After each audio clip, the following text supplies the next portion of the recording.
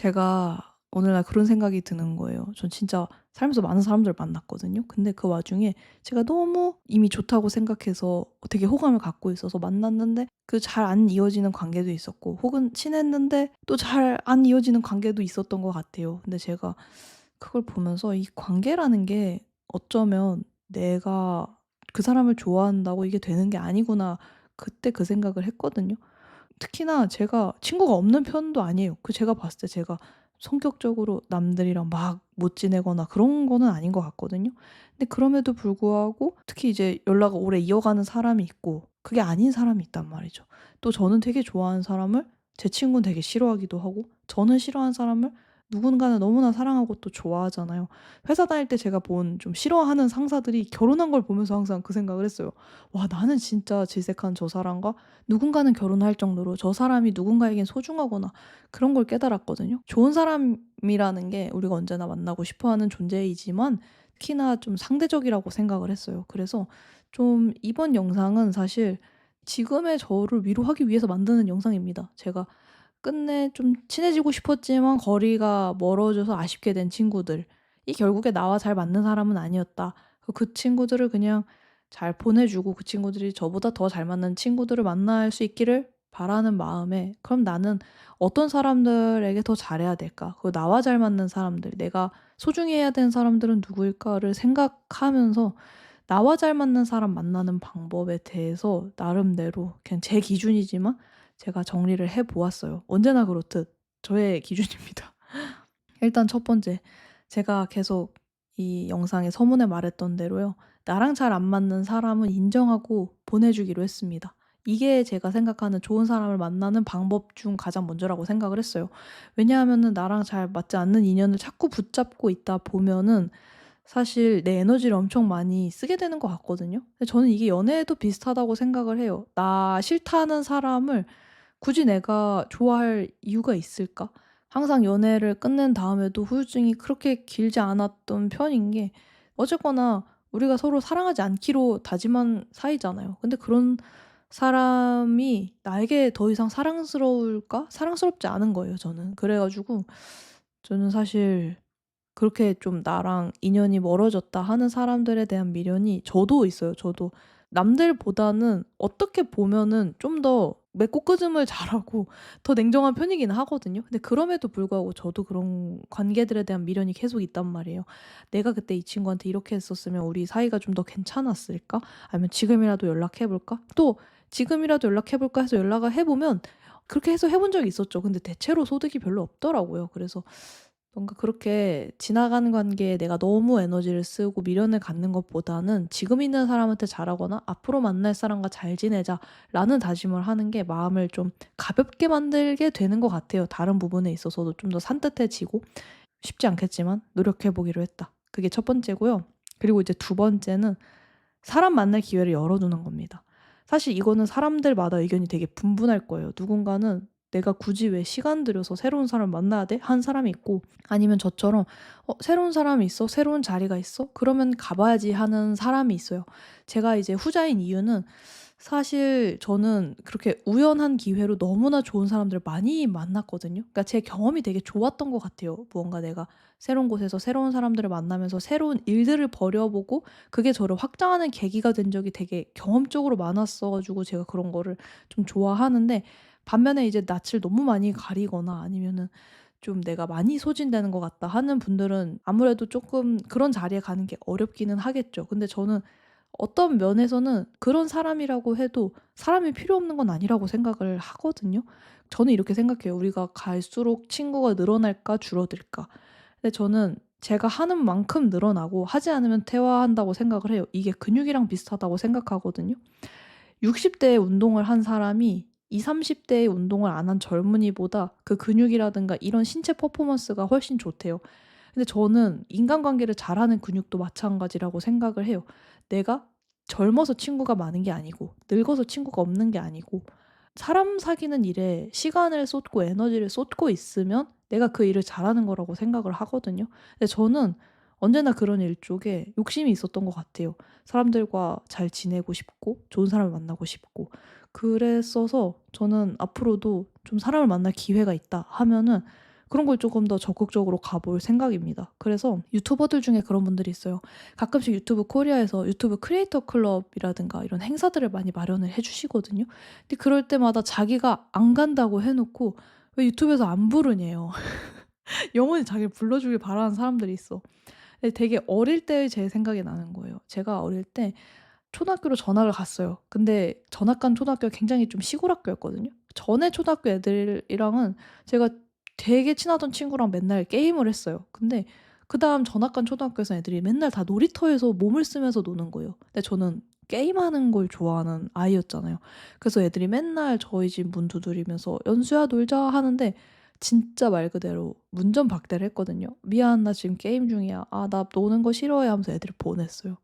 그러니까 애들이 안 오는 거예요. 그래서 '아 어느 정도 내가 사회적인 참여를 해야겠다.' 이래서 제가 막 억지로 놀이터에도 가고 막 억지로 막 놀고 이랬거든요. 그렇게 해서 어쨌거나 교육 관계를 잘 마무리를 해서 졸업을 했는데 그렇습니다. 이게 내가 어느 자리를 계속 빼잖아요. 부를 때마다 계속 안 나가잖아요.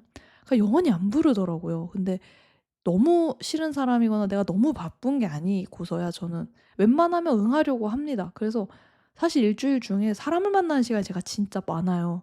그게 남들이 봤을 때는 그냥 일을 안 하고 노는 시간처럼 보일 수도 있고 좀 뭔가 소모적이라고 생각할 수도 있지만 저는 사실 사람 만나면서 배우는 게 너무 많다고 생각을 하기 때문에 저는 그 분야에 계속적으로 좀 투자를 할 생각입니다. 그리고 이제 세 번째는요. 기본적으로 '누구나 친구가 될 수 있다.'라는 마음으로 주변 사람들에게 친절하게 하는 거예요. 저는 이제 그런 일들에 있어서 제가 산 증인이라고 생각하는데요. 저는 거래처랑 친구가 된 경우가 진짜 많아요. 그래서 뭔가 그냥 브랜드 담당자님이었던 분들이라든가 아니면 MCN 담당자분이었던 분들 아니면 그냥 제가 자주 가는 뭐 카페나 아니면 미용실이나 그런 단골 가게들이 있잖아요. 근데 저는 옛날에는 그런 게 너무 부담스러웠거든요. 그리고 되게 선을 그어야 되는 존재라고 생각을 했었어요.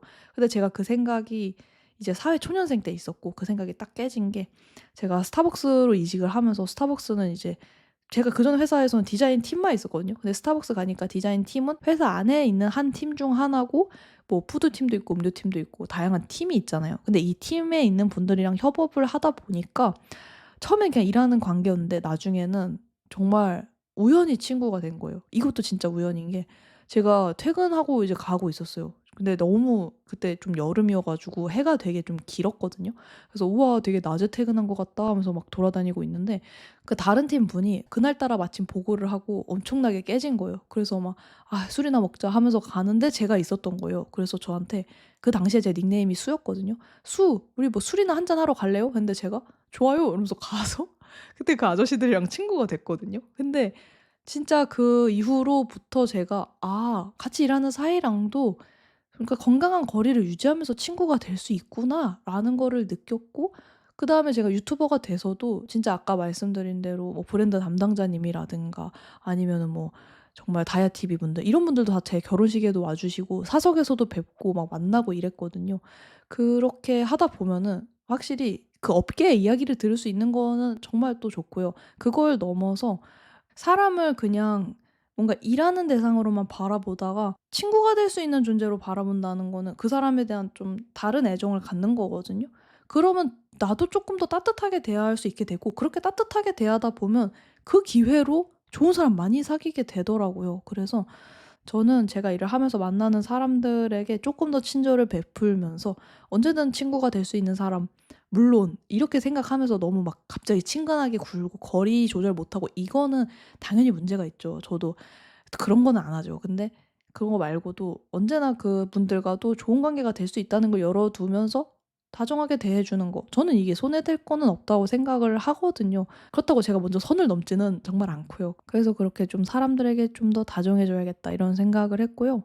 그리고 이제 네 번째 제 취향을 쪼끔 더 뾰족하게 다듬기로 했습니다. 사실 제가 남편과 살면서 어느 정도는 제 취향이 많이 희석이 된 것 같아요. 제가 그거를 느낀 게 제가 3년 전 저의 브이로그 영상을 봤는데요. 진짜 너무나 지금 보기에 약간 지독한 어떤 디자이너의 방 같은 컨셉이 있더라고요. 그래서 '아 내가 되게 좀 고집이 있었는데 같이 살면서 많이 유해진 것도 있고 포기한 것도 있구나.' 이 생각을 했어요. 확실히 좀 같이 사는 게 사람들이 봤을 때 "뭐 그냥 다르지 않지 않냐. 뭐 애기도 없는데 아직 괜찮지 않냐." 이러는데, 그럼에도 불구하고 완전히 혼자 사는 것과 둘이 사는 건 좀 다른 이야기입니다. 왜냐하면 저는 혼자서 한 8년 정도 살았었거든요. 그니까 이게 내 세계가 엄청 좀 공고해지는 거예요. 그래서 막 향기 하나도 뭐 물건 놓는 위치 하나도 다 그냥 저의 기준에 다 맞춰져 있었거든요. 근데 제 남편은 저만큼이나 개성이 뚜렷한 사람이란 말이죠. 이걸 다 맞출 수가 없어요. 그래서 이 모든 게 되게 중간에 수렴하게끔 조율이 되는 게 같이 사는 삶인 것 같은데, 그것도 저는 좋다고는 생각을 해요. 왜냐하면은 제가 누군가와 잘 어우러질 수 있는 조금 더 유한 사람이 된 거니까.